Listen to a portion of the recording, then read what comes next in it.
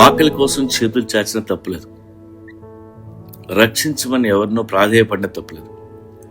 కానీ ప్రేమించమని ఎవరిని అడుక్కోవద్దు.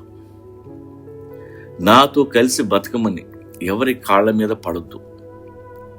ఇప్పటికే మీరు అలా ఎవరి కాళ్ళ మీద పడి ఉంటే అద్దంలో ఒకసారి చూసుకొని లెంపలేసుకోండి. దయచేసి ప్రేమించమని ఎవరిని ఒక బెగ్గర్లా బతిమలాడొద్దు. ప్రేమ అనేది చాటీ కాదు, అదొక మంచి సువాసన, ఇద్దరి మధ్య గుబాళించే అద్భుతమైన ఒక పర్ఫ్యూమ్ లాంటిది. బెగ్గర్స్ ఎప్పుడూ ప్రేమించలేరు. అడుక్కోవడం, డిమాండ్ చేయడం, పట్టుకొని వేళ్లాడటం ప్రేమ కాదు.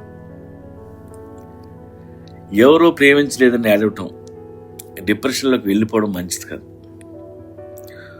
ఒకరు ప్రేమించలేదని మీరు ఏడుస్తుంటే అది మీ ఈగో మాత్రమే, ప్రేమ కాదు. కళ్ళు ఉబ్బిపోయేలా ఏడుస్తూ తాగి పడిపోతూ ఆ అమ్మాయికి మళ్ళీ కనిపించడం ప్రేమ కాదు. దాన్ని ఎలాగైనా పడేయడానికి మీరు చేసే కుట్ర. మీకు ఏం చేయాలో తెలియక మీ అహంకారాన్ని దాచుకొని పైకి మాత్రం పరమ ప్రేమికుల్లా కనిపిస్తున్న యాక్టర్ మీరు. దయచేసి ఇలాంటి డ్రామాలు మానేయండి. సినిమాల్లో చూపించే బ్రేకప్ సీన్స్ని నిజ జీవితంలో ఇమిటేట్ చేయొద్దు. ముందు మిమ్మల్ని మీరు ప్రేమించుకోండి, విపరీతంగా ప్రేమించుకోండి. మీలో ప్రేమ ఎక్కువైపోయి బయటికి ఓవర్ఫ్లో అవుతుంటుంది చూసారా? అప్పుడు ఆ ఓవర్ఫ్లోని వేరే వాళ్ళకి పంచండి. అది ప్రేమ అంటే. నిన్ను ప్రేమించుకోకుండా ఇంకో మనిషిని ఎలా లవ్ చేస్తావు?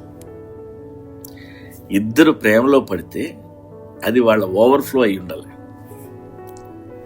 ప్రేమ అనేది ఇద్దరు ఎంపరర్స్ మధ్య కలగాలి తప్ప ఇద్దరు బెగ్గర్స్ మధ్య కాదు. ప్రేమ అనేది ఒక రాజు, ఒక రాణి మధ్య పుట్టాలి. అలాగే ఆ ప్రేమలో ఇద్దరు రాజు రాణిలాగా బతకాలి.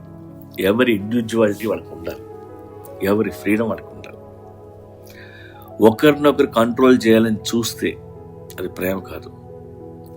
ఒకరినొకరు డామినేట్ చేయాలని చూసినా ప్రేమ కాదు. మీ కాపురంలో మీ పార్ట్నర్ మిమ్మల్ని కంట్రోల్లో పెడుతున్నారంటే మీ ఇద్దరి మధ్య ప్రేమ ఎప్పుడూ చచ్చిపోయిందని అర్థం.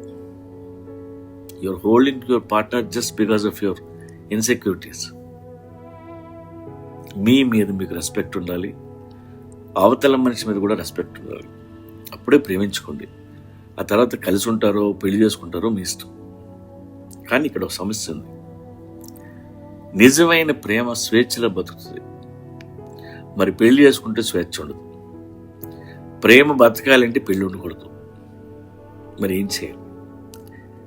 ఏదో ఒకటి చేయండి, ఎలాగో ఏడవండి. చివరిగా చెప్పేది ఒకటే, మీరు పెళ్లి చేసుకున్న, లివ్ ఇన్ రిలేషన్లో ఉన్న, రిలేషన్కి ముందు బెగ్గర్లా బిహేవ్ చేయొద్దు. రిలేషన్షిప్లో స్లేవ్లా బతకొద్దు.